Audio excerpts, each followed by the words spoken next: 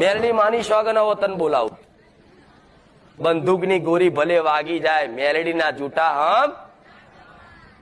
એટલે જો તમે મારી સોગંદ ખાધી અને ભાઈને કદાચ કીધું કે એના ઘરનો ઉમરો નહીં ચડું અને ચડું તો મારી મેલડીની સોગંદ, તારો કે મને ખુખાર મેલડી ઘેર લઈ ગયા, બહુ મારી પ્રસન્ન થઈ ગયા, ભક્તિ કરી મારી, લેહડ મારી હું તને મારા ઘેર બેહાડું.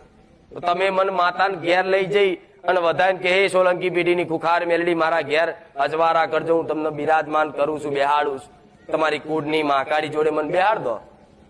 તો હું તો મારું કર્તવ્ય નિભાવીશ ને, તમે મને હારું કરવા માટે લઈ જશો તો હું તો હારું કરીશ ને. તો હું હારું કરીશ ને તો તમારી માં રિહાય એતરાજ થશે કે તું જો હારું કરી દઈશ તો મારી વેલ્યુ શું રહેશે મારા ઘરમાં.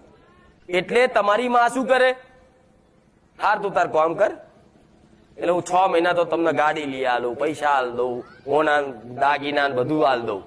એટલે કે હા ખુખાર મેલડી અમે બેહાડી પછી તો અમારું ભલું ભલું થઈ ગયું. પણ કુળદેવી રાહ જોતી હાર તું રે કેટલા દાડા કામ કરીશ. એટલે કુળદેવી શું કરે, બે માતાઓના ઝઘડા થાય, પછી ઝઘડા થાય એટલે કુળદેવી એવું કે તું બધા હક અધિકાર મારા ના છીનવીશ. પછી એ દીકરો શું કરે, નવી બાઇક લાવો તો ચુંદડી મારી બોધ દે, એ કુખાર મેલડી લે. નવું સાધન લા ચોલ્લા એ મારા કરી દે. તો ઘરની માન રિહાય, રીહ ચડક ના ચડે.